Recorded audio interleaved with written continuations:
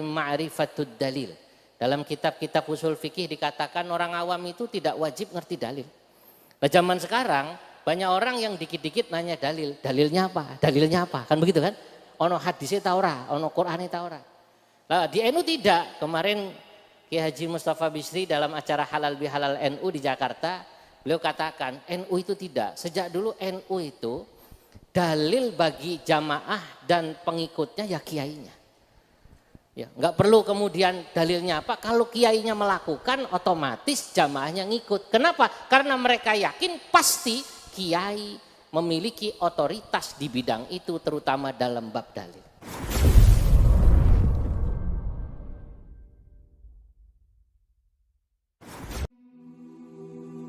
Bismillahirrahmanirrahim. Assalamualaikum warahmatullahi wabarakatuh.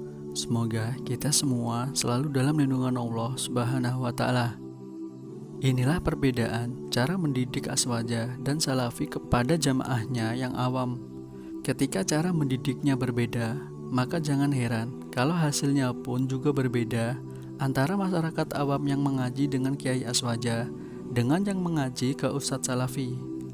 Seperti video di atas, bahwa orang NU itu dididik dengan manut kiai dan tidak perlu tanya dalil ketika diberi amalan ibadah.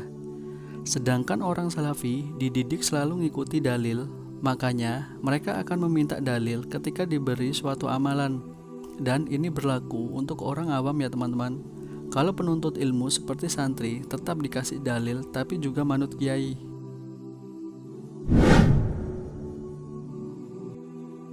Lalu apa hasilnya di masyarakat awam yang dididik dengan kedua cara itu? Hasilnya adalah bagi orang-orang yang didik dengan cara aswaja NU lebih ke fanatik kepada gurunya.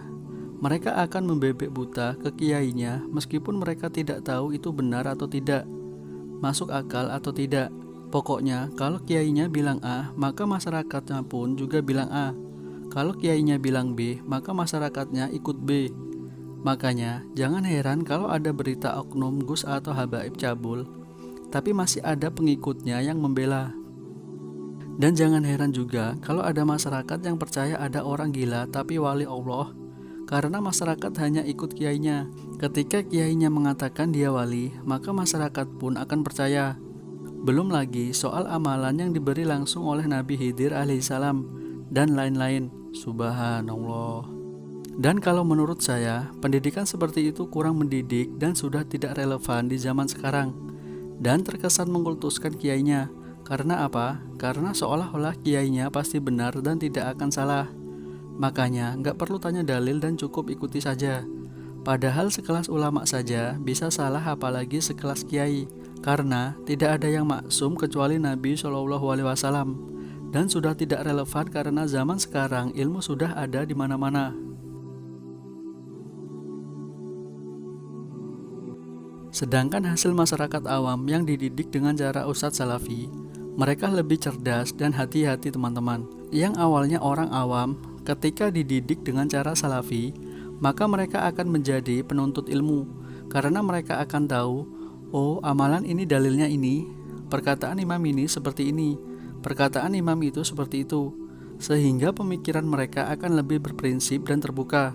Karena dalam ibadah mereka tidak hanya ikut-ikutan. Maka orang-orang salafi tidak akan percaya dengan orang gila menjadi wali.